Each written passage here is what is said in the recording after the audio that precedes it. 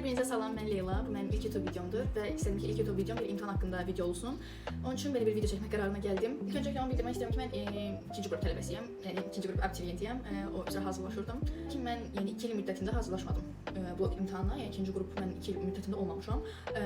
11-ci sinifin hardasa ortalarına qədər mən 5-ci qrup tələbəsi idim. Çünki mən 5-ci qrupda qrafik dizaynerlik istəyirdim. Sadəcə gördüm ki, mənim riyaziyyatım o qədər də yaxşı deyil və mənim balım ona çatmayacaq. Yəni mən İqtisad Universiteti istəyirdim, yəni UNIQ. Amma gördüm ki, yəni riyaziyyatım o deyil və o balada çatmayacağam mən. Ona görə belə bonus bir variant kimi ikinci qrup seçdim və sadəcə 5-6 ay hazırlaşdım ikinci qrupa. Sıfırdan tarix, sıfırdan coğrafiya, riyaziyyat yenə yarı yolda qoydu. Yəni riyaziyyatın zəif olmasına rəğmən yenə ikinci qrupdan getdim. Amma yenə də seçdim bunu. İlk öncə onu danışmaq istəyirəm ki, mən ilk vaxtda, yəni buraxılışa qədər çox yaxşı bir motivasiya ilə başlamışdım. Hətta ilk, yəni bildiyiniz üzrə imtahan ilindəsinizsə, yəni 9 ay 11-ci sinifsinizsə, avqustdan başlayıram hazırlıqlar və bu avqust, sentyabr çox yaxşı bir motivasiya ilə başlamışdım. Sonra biraz təbii ki də o 11-ci sinifin gətirdiyi məsuliyyəti ilə biraz həvəsdən düşdüm deyəndə ki, avqust və sentyabr aylarında hazırlaşdığım qədər hazırlaşmadım. Amma yenə də yaxşı idi məncə performansım. Ta ki o buraxılış gününə qədər mən özüm ikinci zona idim, yəni 15 martda imtahan vermişəm.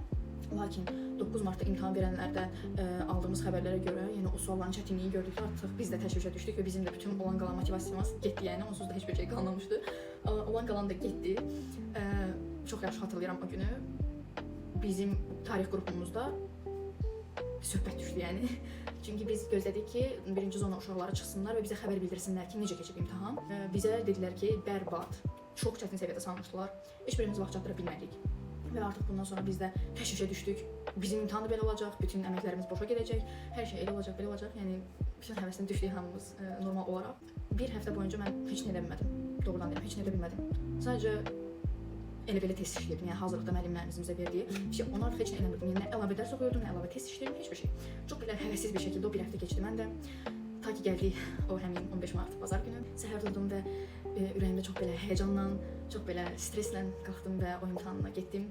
Buraxılış prosesindən danışmaq istəyirəm. Necə keçdi buraxılış günüm? İlk öncəliklə bilirdik ki, onsuz suallar çox çətin salınıb. Bunu da deyim ki, biz o yaxşı bir motivasiya ilə girmədik o imtahana, çünki bilirdik ki, bizi artıq nə gözləyir. Ona görə çox həvəssiz bir şəkildə oturduq o imtahanı yazdıq. İlk giriş anı heç adımda çıxmır, yəni. Girdim, mən oturdum və gözlədim artıq. Sonra bizim kodlaşdırmaq üçün vərəqlərimiz gəldi. Onda biraz mənə başladı həyəcan sarmağa. Daha sonra baş nəzarətçi gəldi və bizim artıq həmin o buraxılış vərəqəmizi gətirdi. Hansı ki bunu gətirdi. 2026 15 mart. Hansı ki bu kitabçanı gətirdi və artıq məni orada həyəcan bastı. Həqiqətən o tərləməyə başladım. Dedim ki, yəni doğrudan içimdən fikirləşdim ki, oyda bizim buradakı talihimiz sənin əlindədir deyə baş nəzarətçiyə baxırdım. Daha sonra nə oldu? Gətirdilər, payladılar və mənim müəllimlərimin də, yaxınlarımın da həmişə bizə tövsiyə etdiyi şeyləri etdim, yəni heç nəyə baxmadım. Yəni ilk kitabı açan kimi vərəqləyim, suallara baxım, etmədim. Çünki bildim ki, heç də yaxşı olmayacaq bu. Milli sinifə açdım belə. Gördüm ki, 6 dənəsinin aşağısında suallar var da onları da əlimlə qapadım ki, mən görməyim onları. Yəni mən suallara baxmamağa çalışırdım. Çünki bilirdim ki, baxsam özümü itirəcəm və heç nə alamayacaq. Listening oxumağa başladım. Gördüm ki, okey, yəni belə də orta səviyyəli bir şeydir. Yəni mən hazırlıqda, yəni mənim mamam ingilis dili müəlliməsidir və mənim hazırlıq müəlliməm olub, yəni. Və o da bilir ki, mən minimum 25, 24, yəni minimum yazırdım. Çox vaxtda 26, 27, 28, 29 belə yazırdım həmişə sınavları. Lakin burada 21 oldu. Bu imtahanda 21 oldu. Mən belə gözləmirdim özümdən. Mən həmişə 90 plus gözləyirdim özümdən. Amma ki, gəl gör, bu il bizi yıxdılar, sürdülər. Bizim qarşılaşacağımızı düşündüyümüz mənzərə bu deyildi. Yəni bizə 2 il müddətində sizə bu düşəcək deyilməmişdi. 2 il müddətində çox su kimi saldılar imtahanı, lakin bizə gələndə artıq riskli bir şok yaşadı uşaqlar edirlər və bizim imtahanımızı belə çətin saldılar. Listeningi ilk qulaq asanda həqiqətən heç bir sual yazmadım. Yəni 0, 6-dan 0, heç bir sual yazmadım, çünki heç nə eşitmədim. Artıq ikincisinə keçəndə bir dənə 4-cü sualı və axırda adjective sualını yazdım. O da basic imiş. Son saniyədə eşitdim onda, yəni ikinci dinləmə idi, axırıncı şansım idi. Son saniyədə onu eşitdim və onu yazdım. Və baxıram ki, heç nə yazmamışam listeningdən. 3 dənə sualı taputu atdım. Üçündə, ikisi düz tutdu. Məntiqlə yazdım onda. İkisi düz tutdu. 5-i ümumiyyətlə yazmamışdım cümlə tamamlanır. Çünki sanki qəsdən o cümlə tamamlamaq hissəsində artıq cümlə bitdikdən sonra elə tez-tez deyirlər ki, elə anlaşılmaz bir vəziyyətdə deyirlər ki, sanki doğrudan bizim istəmədiyimiz bir vəziyyətdə bunu bizi sallar ki, yəni biz bunu yazmayaq. Mən elə düşünürəm. Çünki bu dərəcədə bir şey düzgün deyil, mən fikirləşirəm. Çünki mən həmişə hazırlıqlarda 6-da 6, 6-da 5, yəni minimum 5 dənə, minimum 4 dənə yazırdım. Lakin imtahanda 3 dənə yazdım. 2 dənə qapalı, bir dənə də açıq. Hətta mən bir açıq sualımı çaşıb 5-ci suala kodlaşdırdığım üçün o sualım da getmişdi. Daha sonra qrammatikasını çox rahat yazdım. Yəni qrammatikada bir problem yox idi. Artıq mən ingilis dili mətni oxuyanda başa düşdüm ki, mən heç nə edə bilməyəcəm. Yəni mənim mətnim də həmişə 8-də 8, 8-də 7 yazırdım. Burada isə 8-də 4 yazdım. Yarısını yaza bildim. Mətni oxuyanda artıq mənə bir təşviş gəldiyinə, orada mənim konsertim başladı. Bildim ki, mən heç nə yaza bilməyəcəm. Ona görə mətni oxudum, sorulara baxdım. Həyəcan gəldi mənə və keçdim Azərbaycan dilinə. Azərbaycan dilinə birinci mətndən başladım. İlk mətni oxuyanda bizdə intiqam mətni düşmüşdü, intiqam alovu. Oxuyanda çox belə məhdənliklə oxudum ki, yəni bu nə mətindir bizə salıblar. 3 dəfə oxuyuram, 4 dəfə oxuyuram, 5 dəfə oxuyuram, mənə çatmır. Mənə çatmır mətn. Nədən bəhs edilir, nədən danışılır, bilmirəm. Çünki o qədər gəli salmışlar ki, yəni mən oxu başa düşə bilmirdim ki, bizdən nə istəyirlər. Oxudum, yəni mənim bədii mətnim elmi mətnə görə daha yaxşı idi. Çünki mən bədii mətndə beynimdə canlandırırdım obrazları, orada keçən dialoqları, yəni mən beynimdə canlandıraraq, yəni yaxşı yaddaşım olduğunu düşünərək, yəni saxlayırdım və mən bədii mətnləri rahatlıqla yazırdım. Yəni özümü öldürüb 8 dənə yazırdım, 2 dənə səhvim çıxırdı ya da çıxmırdı, bir dənə. Yəni ən yaxşı bədii mətndən yazırdım, nəinki elmi mətndən. Bunları yazdım, açıq suallar da mənə bir o qədər yəni təəccübləndirdi ki, belə olmaz. Sonra elmi mətnə keçdim, bizdə xalça mətni idi. Oxudum, bir suala gəldim, açıq suala. Bizdə dində heç vaxt görmədiyimiz bir şey idi. Dində bizdən həmişə nə istəyirlər? Bir dənə müddəa ya da bir dənə fakt. Amma burada 2 dənə fakt və bir dənə müddəa istəyirdilər. Və yəni 15 martda imtahan verənlər bilər ki, hansı yerdən bizdən istəyirlər onu. Bizdən istədikləri yer buradan bura idi. Yəni bizdən 3 cümləlik hissədən 2 dənə fakt, bir dənə müddəa çıxartmamızı gözləyirdilər. Düzü çıxartdım, ona da tam bal verdilər. Lakin yəni mənim vaxtımı çox aldı Azərbaycan dili mətnləri. Mən artıq 2 fənni bitirdim və vaxta baxan, yəni mən bu arada full imtahanı ağlaya-ağlaya yazmışam. Gözümdə yaşlar, qıpqırmızı idi gözüm, şişmiş. Artıq saata baxanda mən Rezada keçirdim, baxdım ki, nə qədər vaxtım qalıb, görüm 40 dəqiqə vaxtım qalıb. 40 dəqiqə vaxtım qalıb və bir tam mətnim və kodlaşdırmadığım suallar. Daha da hönkür-hönkür ağladım, daha da. Çünki mən fikirləşdim ki, mənim onsuz da Rezatım zəifdir və mən artıq Rezata biraz vaxt ayıra bilməyəcəm. Ona görə bildiklərimi yazdım, bilmədiklərimi atdım və keçdim kodlaşdırmağa. Son saniyədə kodlaşdırıb bitirdim. İmtahan bitdi dedilər. Gəldilər bizdən cavab vərəqələrimizi aldılar və mən əllərimi üzümə qoya-qoya başladım iç çəkə-çəkə ağlamağa. Çünki heç nəyə vaxtım çatmadı.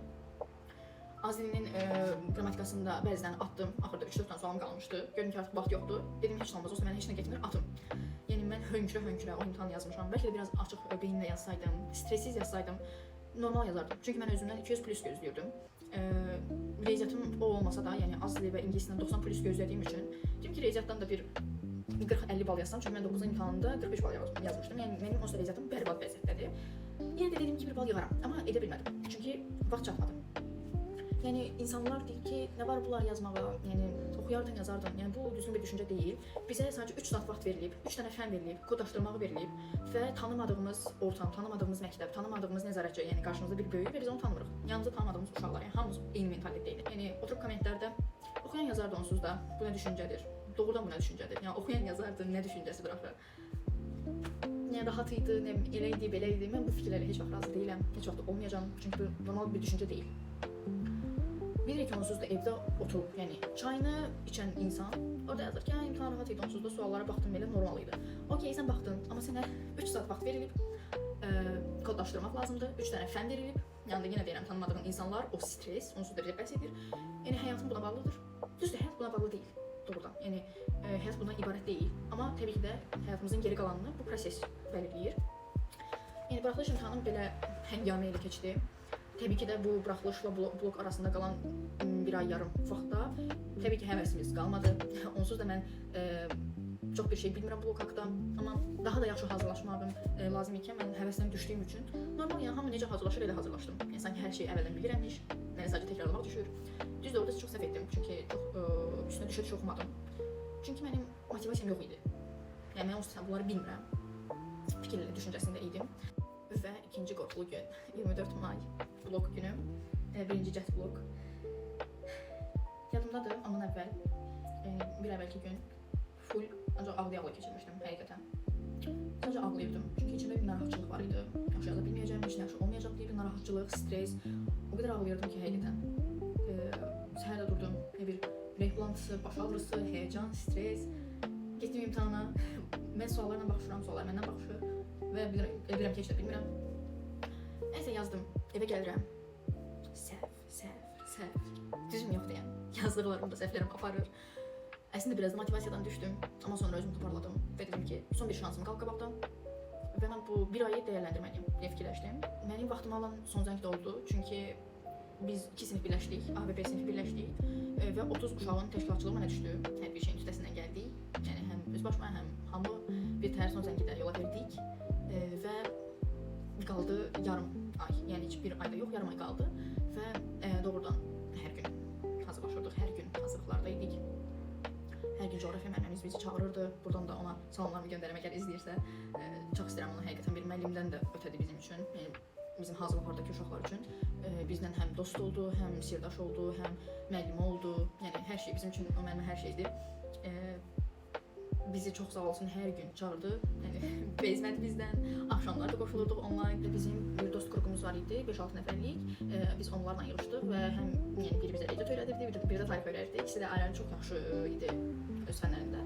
Və bizə öyrətdilər. Mən həqiqətən daha çox yazdım ecət oradan. Belə bu müddət belə keçdi.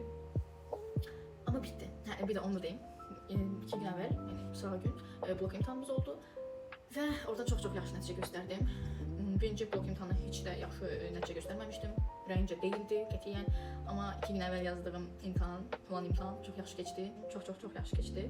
Onu demək istəyirdim. Heç nə, yəni bu bitdi. Abituriyentlik həyatımız bitdi. Dərslər də bitdi. Yəni mən həqiqətən dostlarıma da deyirdim. Yəni mən elə düşünürdüm ki, heç çox bitməyəcək. Ömrümün axırına qədər dərs oxuyacağam, elə bilirdim. Çünki bu müddətin bitəcəyinə inanmırdım. Çünki hər gün dərs oxuyurduq, dərs oxu. O qışlı günlərdə get, gəl, axşam, yəni biz 10-da evə gəlib çatırdıq həqiqətən. Yəni mənim hətta bir günüm var idi ki, səhərdən axşama 5 hazırlığım da var idi, dalbadal idi həm də. Yəni o günlər bitdi, geridə qaldı. Hər şeyi unutmuruq əslində. Yəni sadəcə geridə qaldı, yəni bizim üçün abituriyentlik həyatı bitdi. Artıq bir də geri qayıtmayacaq o günlər. Yəni ikinci dəfə hazırlaşmaq istəyənlər də buradan bol şans. Yəni heç biri həyatın sonu deyil. Əksinə çox yaxşı bir şeydir əslində. Yəni xəyallarınızın arxasıca getmək çox yaxşı bir düşüncədir. Yəni bir hədəfi olan insanlar görəndə insan sevinir. Bu video kiməsə bir xeyir olsa, doğrudan çox sevinərəm. Yəni mən sadəcə imtahan prosesindən danışdım. Başıma nələr gəldi, nə hisslər keçirdik və mən onu da deyim ki, heç kimə açıq yəni yazıb imtahan necə oldu, neçə bal yığdın demək heç sevmirəm. Çünki heç də düzgün görmürəm bunu. Yazsam da ürəyincə oldu mu, yaxşı keçdimi, belə soruşuram.